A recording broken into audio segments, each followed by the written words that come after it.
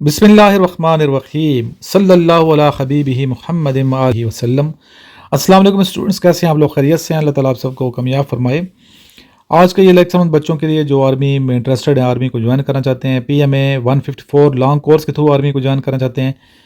PMA 154 long course announce हो चुका है। साल में लॉन्ग कोर्स जो है PMA का, ये 2 मरतबा अनाउंस होता है। ठीक है, एक रजिस्ट्रेशन इसकी होती है मार्च अप्रैल में और दूसरा अक्टूबर नवंबर में, और इनके टेस्ट अभी इंशाल्लाह ताला मई में स्टार्ट हो जाएंगे। जो कोर्स अप्रैल वाला है, इस अप्रैल वाले कोर्स में अप्लाई करके आप जब सेलेक्ट होते हैं, 2 साल इसकी ट्रेनिंग है, 2 साल ट्रेनिंग इसकी होती है और उसके बाद आप सैंग लेफ्टिनेंट बनते हैं।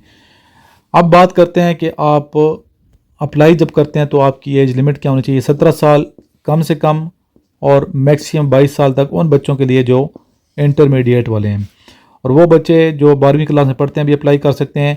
कैसे अप्लाई कर सकते हैं आप बेटा? अप्लाई कर सकते हैं, प्रिंसिपल से आपने लेना है होप सर्टिफिकेट। ठीक है, आपने प्रिंसिपल को आप बताएंगे कि हमें होप सर्टिफिकेट बना के दें, जिसमें वो ये लिखेंगे कि आपके जो मार्क्स हैं वो 60% 12वीं क्लास में आ जाएंगे। ठीक है, तो ये आप अप्लाई कर सकते हैं, और 3 माह की इसमें रिलैक्सेशन भी है। और एज लिमिट काउंट होती है जब आप PMA में सिलेक्ट होके जाते हैं 1 नवंबर 2024 को ये कोर्स चला जाएगा PMA में। ठीक है, 1 नवंबर 2024 तक आपकी जो एज है वो 22 साल 3 माह से ज़्यादा नहीं होनी चाहिए, एक बात। इसके अलावा दूसरी बात यह है कि ये कोर्स जो है PMA लॉन्ग कोर्स के थ्रू जो बच्चे सेलेक्ट होते हैं, इसमें सिर्फ मेल जो स्टूडेंट्स हैं वो अप्लाई कर सकते हैं, फीमेल के लिए नहीं है जी। इंटरमीडिएट और इसके मसावी के लिए एज लिमिट है 22 साल। ठीक है, 22 साल 3 माह। इस तरह वो बच्चे जो BA कर लेते हैं, यानी कि बैचलर, अगर आपकी 2 साल के 23 साल तक अप्लाई कर सकते हैं। अगर आपने BS किया हुआ है तो 24 साल एज तक आप अप्लाई कर सकते हैं।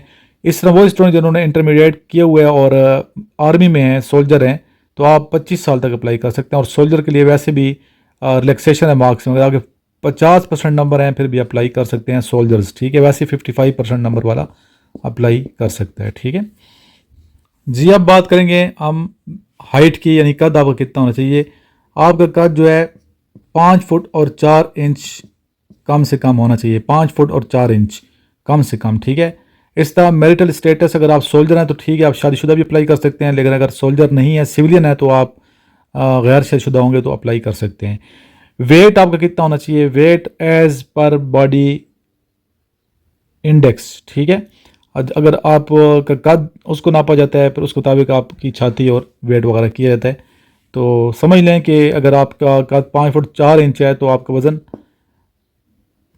53 kg से ज़्यादा होना चाहिए, 55 तक हो। ठीक है, 55-60 के दरमियान हो, ज़्यादा बेहतर है।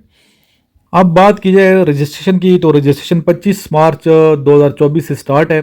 ठीक है, 25 मार्च से शुरू है रजिस्ट्रेशन 2024 से, और लास्ट डेट इसकी है 28 अप्रैल 2024 तक आप लोग अप्लाई कर सकते हैं। इसमें सैटरडे संडे में भी अप्लाई कर सकते हैं, और ये ऑनलाइन आप लोगों ने क्या करानी है? रजिस्ट्रेशन करानी है ऑनलाइन आर्मी की वेबसाइट पे जाके। ठीक है, और इसका जो टेस्ट है, इनिशियल टेस्ट जिसे आप लोग कहते हैं प्रिलिमिनरी टेस्ट, ये स्टार्ट हो जाएगा इंशाल्लाह ताला 3 मई 2024 से। 3 मई 2024 से लेके लास्ट इसकी डेट जो है, एक्सपेक्टेड डेट, वो है 2 जुलाई 2024 तक रहेगी, पहले भी ख़त्म हो सकते हैं। ठीक है, और इसमें आप सैटरडे और संडे को टेस्ट नहीं होता, क्लोज होता है सेंटर। बाकी दिन 5 दिन टेस्ट होता है, पीर मंगल बुध और जुमरात। ठीक है, जुम्मे तक। तो 3 मई और 2 जुलाई ये ज़हन में रखिएगा, टेस्ट डेट है, और ये ज़हन रखिएगा रजिस्ट्रेशन की डेट है। ठीक है, ये 25 मार्च से स्टार्ट है, 28 अप्रैल लास्ट डेट है, और 3 मई से टेस्ट शुरू हो जाएंगे, 2 जुलाई लास्ट डेट है जी। अब बात करेंगे इन एलिजिबिलिटी क्राइटेरिया या इन एलिजिबिलिटी कंडीशन कि कौन कौन से बच्चे इन एलिजिबल हैं। इसमें twice rejected by inter service selection board, अगर 2 दफ़ा आप ISB से नॉट ट्रीटमेंट है, रिजेक्ट हो चुके हैं, तो अप्लाई नहीं कर सकते PMA लॉन्ग कोर्स में। इस तरह thrice failure in initial tests, अगर 3 आपने इनिशियल टेस्ट फेल किए हैं तो आप जो है इसमें एलिजिबल नहीं है। कौन से टेस्ट? एकेडमिक और इंटेलिजेंस टेस्ट। अगर इंटेलिजेंस टेस्ट पहला टेस्ट होता है वर्बल नॉन वर्बल, उसमें फेल हो गए, या एकेडमिक टेस्ट में फेल हो गए, तो आप एलिजिबल नहीं होंगे। ठीक है। हाँ, अगर आप फिजिकल टेस्ट में फेल हैं या इंटरव्यू में फेल हो गए या मेडिकल में इशू बन गया, फिर आप एलिजिबल हैं, ठीक है, चांस आया नहीं हुआ, समझें। और tested with in 4 months 120 days gap of previous appearance in inter-service selection board except we were granted by the competent authority, dismissed, removed, debarred from government service including armed forces, ineligible है। इसके अलावा convicted in a court of law for any offense, ठीक है। इस तरह permanent declared unfit by appeal medical board, ठीक है, तो भी आप क्या अनफिट हो, अगर करार दिया गया है तो भी आप इसमें एलिजिबल नहीं हैं। इस तरह अगर कैंडिडेट पॉजिटिव ड्रग कहता है ना, अगर टेस्ट किया जाता है ड्रग का, उसका candidate declare with positive drug test CMH military hospital वगैरह में, तो भी आप परमानेंट अनफिट होता है बंदा, इसलिए be careful about this. Online जब आप लोग करवा लेते हैं, रजिस्ट्रेशन करवाते हैं, तो फिर ASNRC यानी कि army selection and recruitment centre की तरफ से आपको डेट मिल जाती है कि फ़लाँ डेट को फ़लाँ सेंटर में आपका टेस्ट है। आपने फिर टेस्ट के लिए अपीयर होना पड़ता है, जिसमें आपका इंटेलिजेंट टेस्ट होगा, एकेडमिक टेस्ट होगा, फिजिकल टेस्ट होगा और मेडिकल टेस्ट, फिर आपका इंटरव्यू होगा, ठीक है। और जब आप सारा क्लियर कर देते हैं इनिशियल टेस्ट, फिर आपको ISB का फॉर्म मिलता है, फिर आप ISB के लिए जाते हैं और वहाँ जब आप रिकमेंड हो जाते हैं 2 साल के लिए फिर आपकी ट्रेनिंग होती है पाकिस्तान मिलिट्री एकेडमी में। जी बेटा, आप बात करेंगे जो आप पूछते हैं कि सर इसमें कौन कौन से डॉक्यूमेंट्स चाहिए, तो इसमें आपको डॉक्यूमेंट जो चाहिए उनकी डिटेल अभी मैं आपको देने लगा हूँ। Candidates will deposit following documents with army selection and recruitment centres ASNRCs।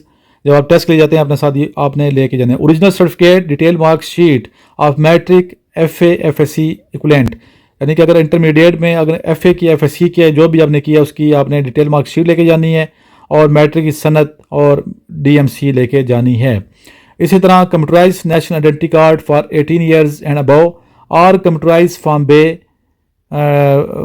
B along with guardians computerise national identity card father and mother, ठीक है, फादर और मदर, ठीक है, इनमें से किसी एक का आपने लेके जाना है CNIC।